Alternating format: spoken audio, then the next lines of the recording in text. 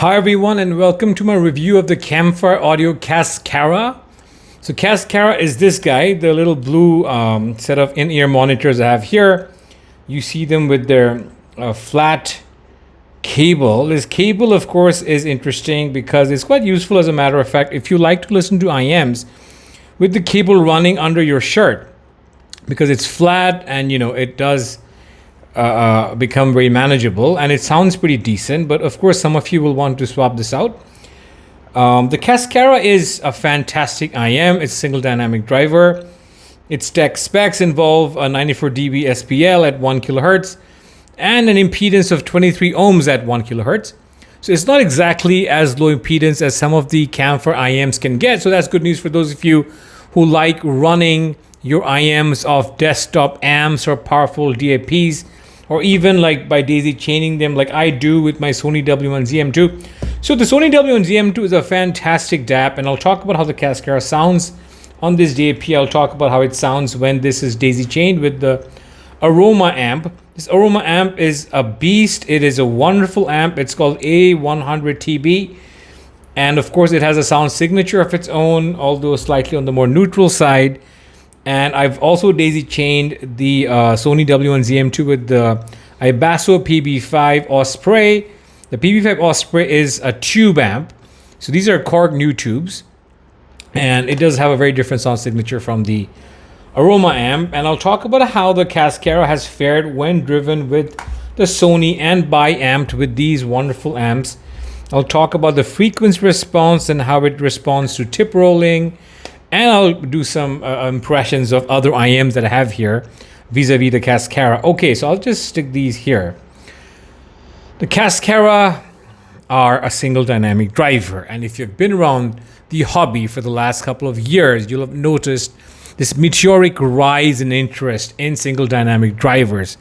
It perhaps all began with the Final Audio 8000, which I reviewed, which is from Japan, which is a very, very interesting resolving and technical IM, sub $2,000, and incredible for the fact that it's a single dynamic driver.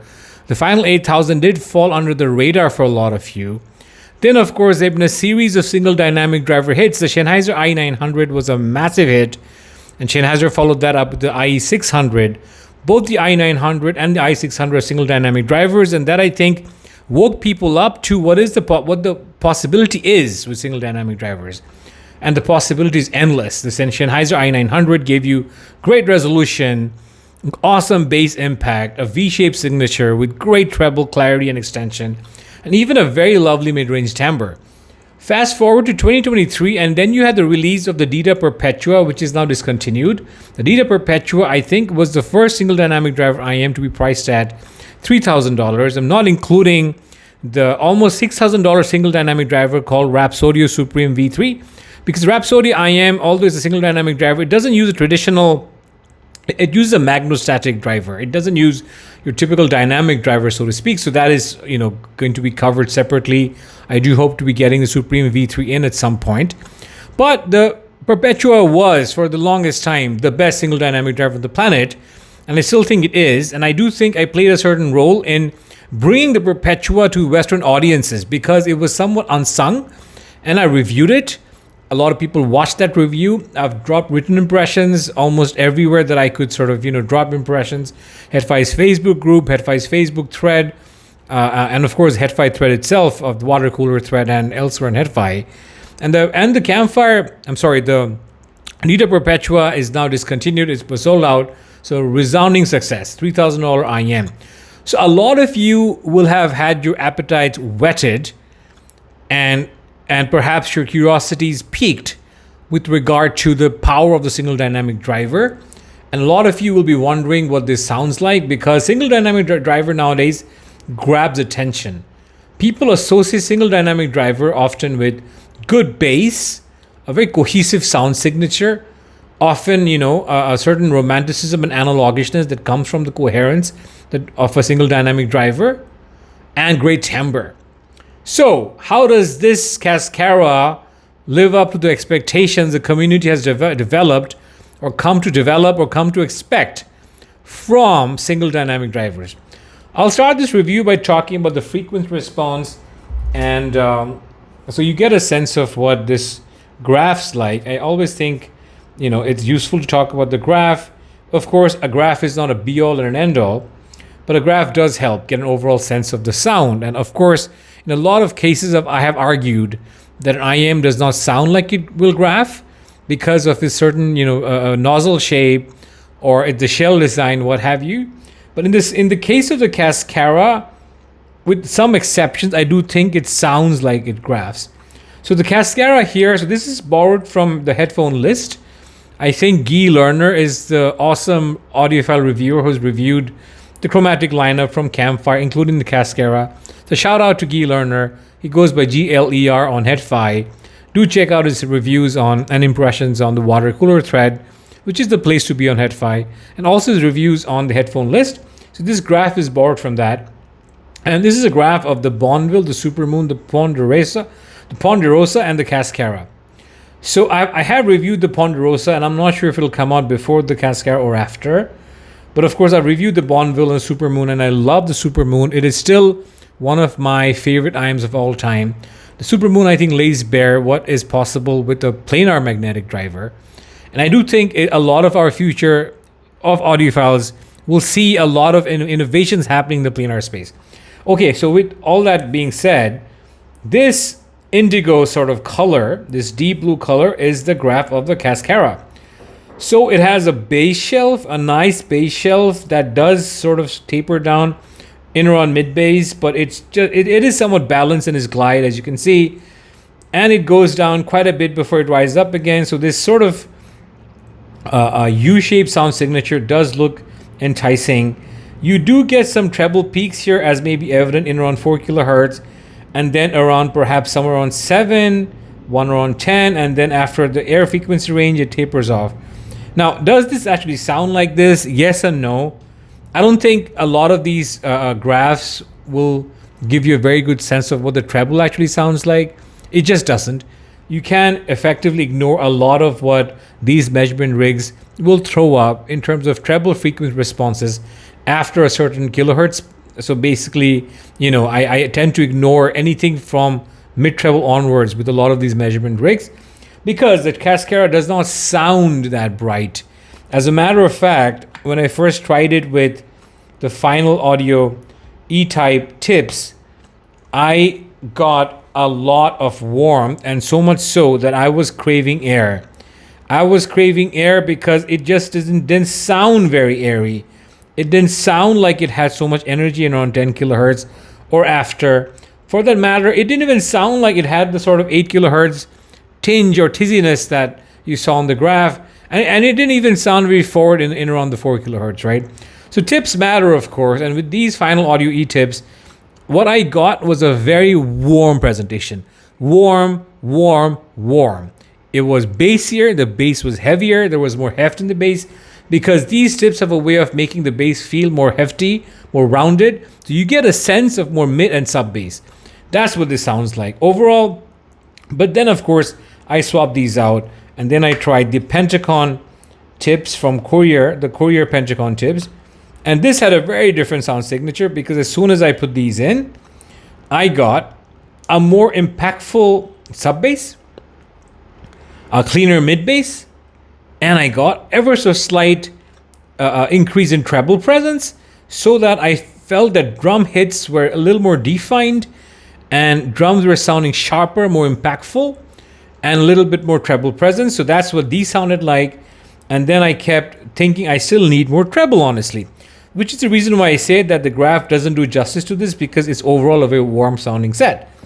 And then I tried the Divinus Velvet tips, and these made a world of difference to the treble, because these wideish bore tips started getting the treble frequency into my ears, and this became a balanced sound, somewhat W-shaped, with great bass impact, forward upper mids, and also very present treble. Okay, so all that to say that this IM does change its color, pun intended, since it is a part of the chromatic series. It does change color depending on what tips you're rolling, guys. It does make a world of difference. For me, I sort of doubled down on the warmth and I got the best results with the final E-type tips. I highly recommend the final E-type tips. I mean, I got a bunch of different colors when I was in CanJam Singapore. So this sort of orangish, reddish tips I thought was a very beautiful complement to this brilliant shade of blue. And I used these IMs with these tips. Overall, a warm tuning, like I said, can be tip rolled to make it sound brighter. Very hefty bass. The bass here can be at bass head territory depending on what you drive it with. Now, I do want to talk about what I drove these IMs with. Now, the Sony W1ZM2 DAP the Sony is famous for its bass. Whatever Sony does has great bass. Think of the IR Z1R. Think of the MDR Z1R. Think of the IR M9, IR M7, and of course this, and of course the DMP Z1, all of which I've owned in the past. Sony has a rounded and textured bass, which somehow just slows down enough so that you get decay even from balanced armature bass driven IMs. So this and this is a wonderful bassy combination, warmed all day, lovely organic sound. When I paired this with the PB5 Osprey, I get a bigger stage, a wider stage, a richer overtones, a little more saturated colors, and a slightly wider stage, and even more bass impact. So if you want bass head, these two with the Cascara gives you bass head territory, nothing less. Okay, now if you ever wanted to use, I mean, there's no reason to use a $1,000 amp and a $3,000 DAP with $500 IMs. Of course, I'm just a little bit crazy, as are most audiophiles who traverse the Summit Fi. Yeah, I mean, this is a fantastic amp. I just wanted to share my experiences, guys. Of course, I don't recommend you buy something so expensive for a $500 IM. But all that to say, it does scale. A lot of single dynamic drivers scale, as does this. So with the Sony connected and daisy chain with the Aroma Audio A800 TB, I get a tighter bass, a more neutral sound, an airier treble, and just a cleaner, more transparent presentation. And it just sounds lovely. Technical performance, guys, is something that I think is perhaps subjective, but I do want to say that the Cascara is very resolving. It sounds slightly resolving, less resolving of the final E-type tips, and more resolving of the Divinus Velvet tips. The bass impact and dynamism is just phenomenal. It's just friggin' phenomenal. The timbre is just phenomenal. Single dynamic driver timbre. Can't go wrong with single dynamic driver timbre. Soundstage width is impressive. Imaging is impressive. Overall, it is a very impressive IM for $500. If I were to compare this with the Fat Frequency or Fat Frec Scarlett Mini, which is priced somewhat in a similar price range, this of course has even more sub bass. This is like an insane amount of sub bass, but this is perhaps more balanced in its mid sub bass sort of gradient, sort of transition. And I do think this has slightly more present upper mids, a slightly more balanced sound, but this is what you get if you're even more bass head. I mean, I have all these IMs lying around, the X4, the Belos X4. This is universal IM. It's $1,000 product. It's of course twice the price.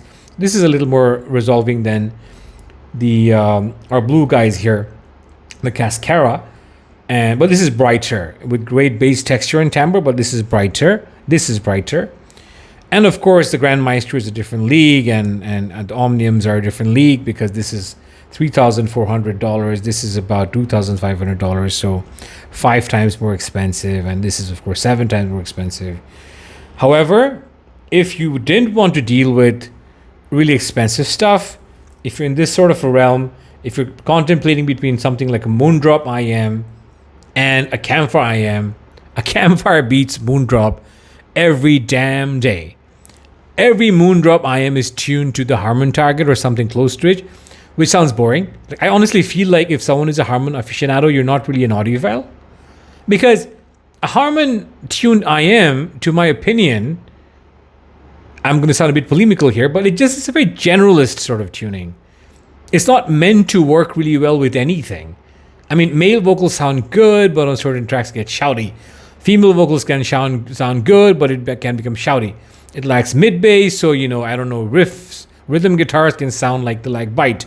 It rolls off the trebles, so it doesn't sound as airy, where live musical performances can sound much better on IMs that have more air. It has sub bass, but it doesn't have mid bass. Overall, this sort of sub bass lift and upper mids lift that Harman has makes everything sound compressed. So I'm not a fan of IMs like Moondrop that tune to the Harman target. I'm a much bigger fan of Campfire, which have colorful tunings. And if you look at the wide range of tunings that they have given us through the Chromatic series, it is color all day. And I mean color in the best possible sense of the word. I love color, guys. I love color. I've always enjoyed Campfire because of their colorful tunings. The Campfire Trifecta has one of been my favorite IMs. So without further ado, I want to sign off, and I just want to talk to you guys about how you should give this a shot. $500 is a highly contested area, a contested segment of the market.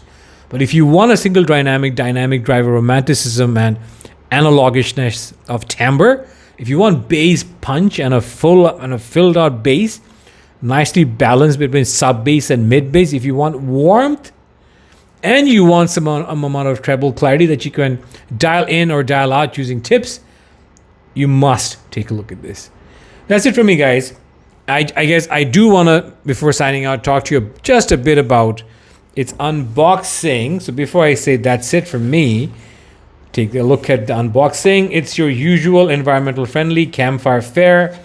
And you get your mesh pouch, you get this baggie, and you of course get a cleaning cloth and tips.